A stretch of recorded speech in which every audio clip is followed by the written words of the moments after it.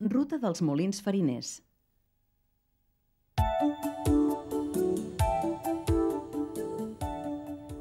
La ruta dels molins fariners és l'única d'aquest tipus en tot Catalunya. Tot un seguit de canals i recs ens mostren una acurada obra d'enginyeria on tota l'aigua s'aprofitava al màxim. Aquesta casa pairal és el Molí del Pujol, del que ara solament es conserva el carcabà i la bassa.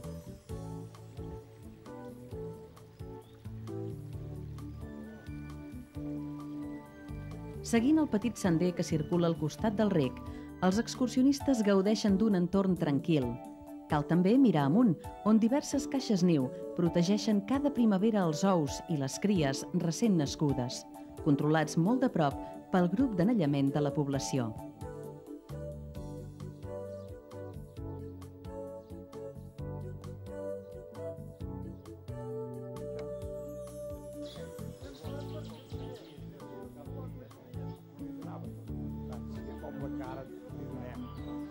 Al voltant d'aquesta ruta anirem trobant algunes de les cases més antigues del poble. El seu recorregut ens convida a descobrir racons amagats de la natura.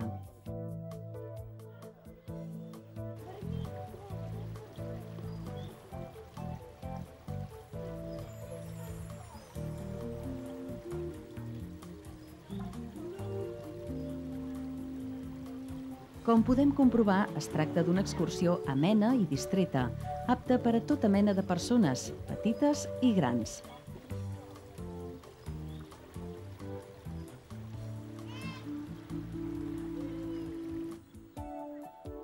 Continuant el camí trobarem la Font de les Eres, d'on raja l'aigua que prové del Molí de la Frontera. El nostre guia, en Carol Moncau, ens n'explica els orígens. Aquí, ara arribarem al Molí de la Frontera, que hi ha una mina d'aigua que portava l'aigua a Vic. Tota la part baixa de Vic s'alimentava d'aquí a la frontera. Tot el carrer Nou, tots aquells puestos baixos. I els propietaris dels terrenos, pel dret de deixar passar la tuberia, deixaven una ploma d'aigua. I aquesta ploma d'aigua la van conduir aquí, en una font, i això era la màquina de rentar d'ara. L'aigua aquesta els van fer un safareig i venien a rentar aquí, que ja va ser un gran avantatge, perquè a més rentaven pla, perquè el torrent havien de rentar.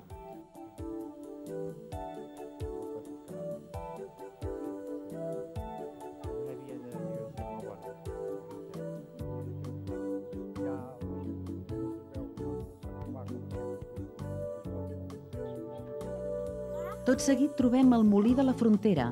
En el seu interior s'hi guarden peces i eines que pertanyien al molí, com una arada, una mola francesa o una tremuja, entre d'altres, totes elles en molt bon estat de conservació.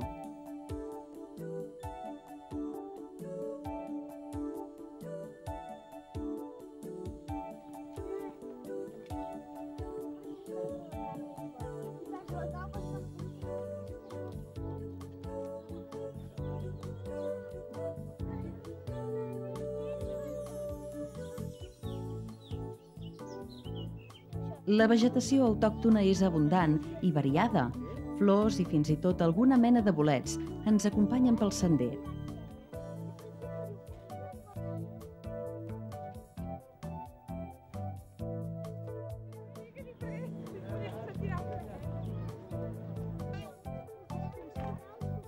Una mica més amunt, acostant-nos al Molí de Rosanes, ens criden l'atenció unes petites fustes que distribueixen l'aigua anomenades cadiretes.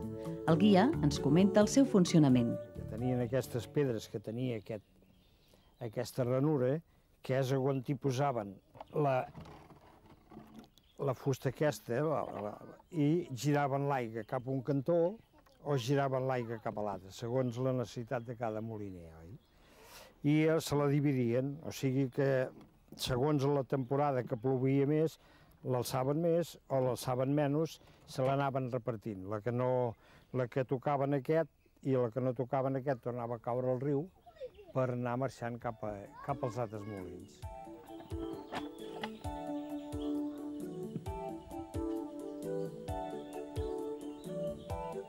especialment a les estacions més càlides, que és quan la ruta és més concorreguda. Sempre trobarem gent caminant i fins i tot colles que la fan en bicicleta. Continuant la ruta, poc després arribarem al Molí de la Calveria, lligat a la casa del mateix nom. Es creu que la seva antiguitat es remunta al segle XII. Aquest molí, que va funcionar fins al 1980, és hores d'ara un museu. S'hi pot veure tot el cicle del blat. Hi ha mostres dels cereals que es sembraven a la zona, de les diverses eines que s'han utilitzat al llarg dels temps per conrear-los i una exposició de fotografies antigues i actuals. Els pagesos, abans de començar a sembrar, dividien el camp en paia per saber allà on passaven amb el grau, si no s'haurien passat 2 cops pel mateix puesto. O sigui, primer marcaven el camp amb paia, que en deien saions, i després sembraven.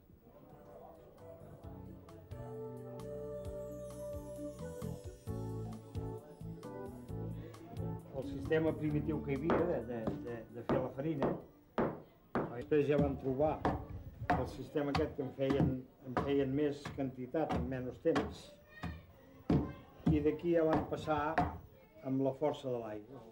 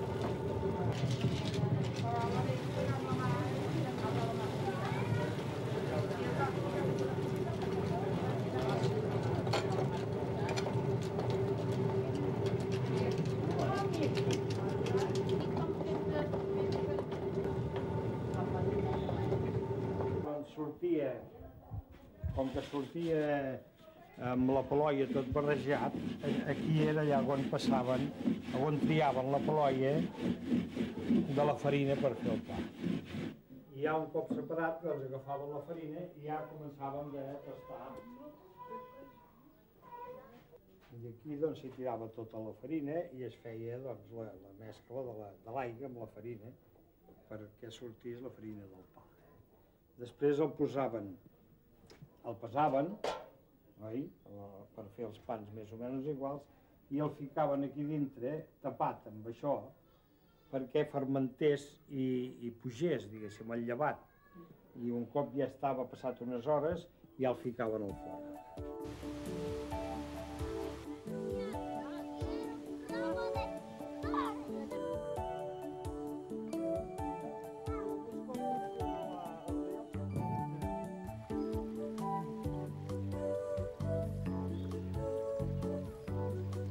La ruta encara continua amb el Molí del Nadal i el de l'Alta Riba. D'aquest últim solament una paret és testimoni del que havia estat.